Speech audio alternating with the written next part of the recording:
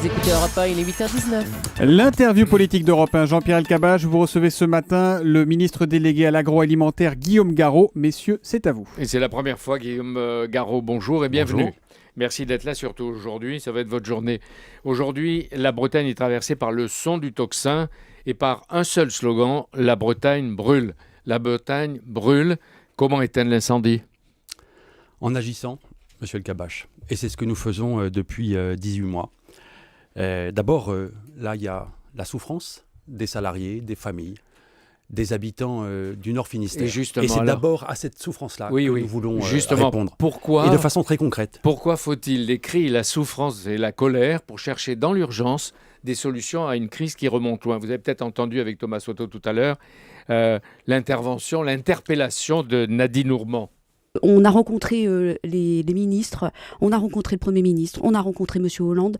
Il n'y a rien qui n'a été fait aujourd'hui. Je suis désolée de taper sur eux, mais ils ne font pas leur boulot. Ils sont dans les ministères, ils sont à l'Assemblée nationale, ils ne touchent que leurs indemnités et ils ne sont pas sur le terrain et ils ne voient pas la détresse des gens.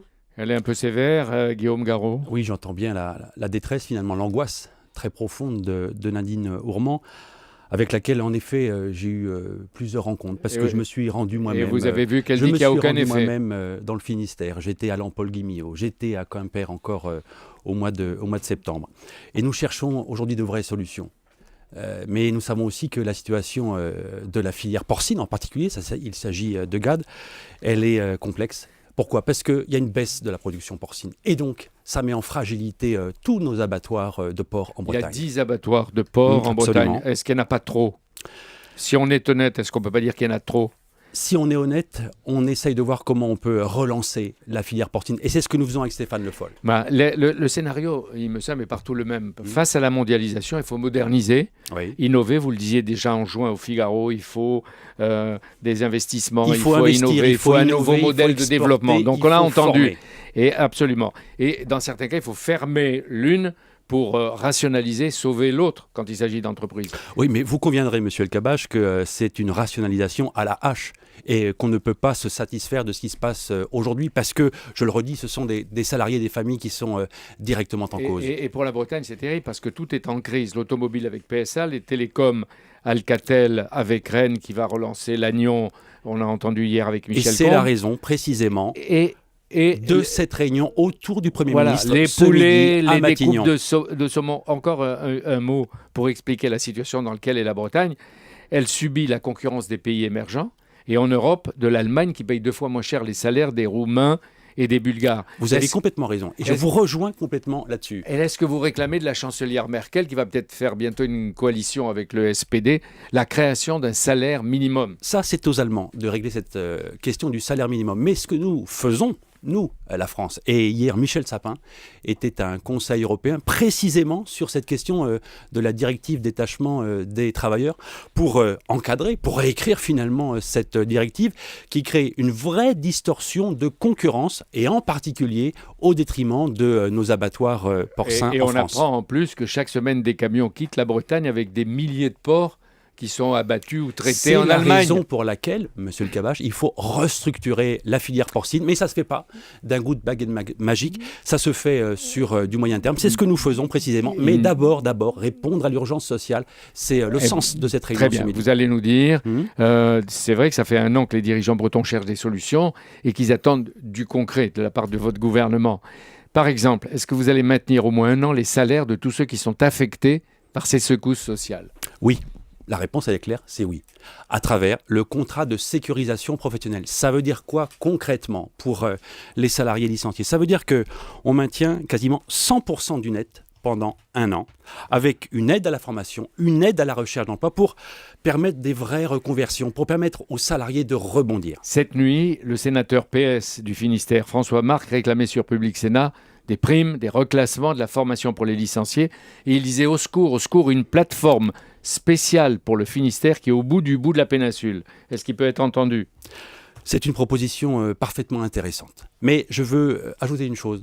Moi, vous savez, depuis la semaine dernière, j'ai pris évidemment mon téléphone pour appeler des entreprises, des grandes entreprises de la filière alimentaire et pour voir avec elles comment elles pouvaient offrir des reclassements à ces salariés chez GAD aujourd'hui qui sont donc c'est dans une la manière de tourmente. répondre à François Marc et à d'autres. Est-ce que Bien vous sûr, demanderez... mais ça c'est concret aussi, parce que ce sont des reclassements qui vont permettre d'offrir de vraies perspectives. Donc on l'a dit, maintien les salaires, reclassement. Est-ce que vous demanderez aux banques d'accepter un moratoire? Eh bien, tous les leviers seront actionnés. Et s'il est possible que les banques nous aident, bien évidemment que nous allons les solliciter. Ça va de soi. Mais je veux dire au-delà de ça, il y a bien sûr l'urgence qu'il faut traiter, mais il y a aussi des perspectives qu'il faut ouvrir pour la Bretagne et pour l'agroalimentaire en Bretagne, parce que on voit aujourd'hui ce qui ne marche pas.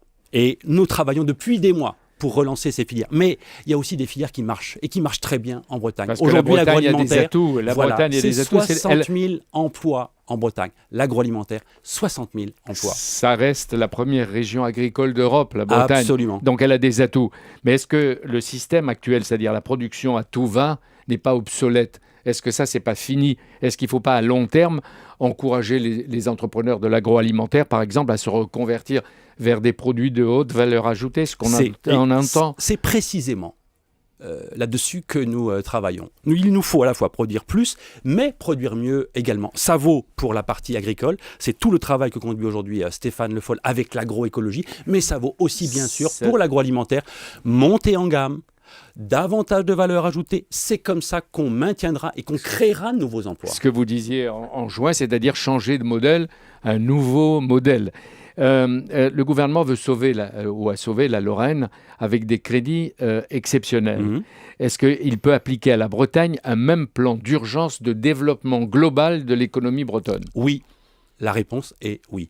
C'est bien le sens d'ailleurs de cette réunion de travail autour du Premier ministre ce midi. À la fois donc l'urgence, je vous le disais, mais aussi ouvrir de nouvelles perspectives. C'est toute la Bretagne vous qui doit commencez à être donner, mobilisée. et je vous remercie avec Thomas Soto, beaucoup de réponses aux questions qui se posent dans l'urgence. Bien sûr. Le gouvernement a décidé une écotaxe pour les poids lourds, applicable en principe au 1er janvier. Elle déclenche un tollé, et pas seulement en Bretagne, mais en Bretagne. Et elle va coûter très cher. Est-ce que vous pourriez reporter l'écotaxe? Écoutez, ça n'est pas à l'ordre du jour. Mais mettez-la à l'ordre du jour. Mais ce qui est vrai, monsieur El-Kabbach, c'est que nous avons d'ores et déjà procédé à des adaptations, à des aménagements pour tenir compte de la situation périphérique de la Bretagne. Ça veut dire qu'il peut y avoir des dérogations régionales? Ça veut dire que des dérogations ont d'ores et déjà été mises sur la table. Mais il peut y en avoir d'autres? Ça veut dire dans la que des situation dérogations d'urgence ont été présentées et que nous regardons tout ce qui est possible de faire, bien sûr, parce qu'il faut redonner confiance, espoir à la Bretagne, ça va de soi. Surtout qu'elle a voté à gauche et qu'avec le Front National... Mais ça n'est pas une question vous électorale, avez ça n'est des pas une épreuves... question... Ça n'est pas une question politicienne, excusez-moi. C'est là la question de l'avenir de la Bretagne et de l'avenir pour les Bretons. C'est ça qui compte. Vous avez vu Rapidement. le Figaro, très vite. Un fléau s'abat sur les agriculteurs que Catherine Ney dénonçait depuis l'été. Des gangs spécialisés raflent dans les campagnes des productions saisonnières, du bétail, des matériels. Quelle est votre réponse? Nous prenons la question très au sérieux. Et Stéphane Le Foll, avec Manuel Valls, prépare des mesures pour répondre à ce qui est inacceptable, évidemment. Merci beaucoup, Guillaume Garot, d'être venu ce matin sur Europe 1. Demain, c'est François Barouin qui sera votre invité, Jean-Pierre El-Kabbach, à 8h20.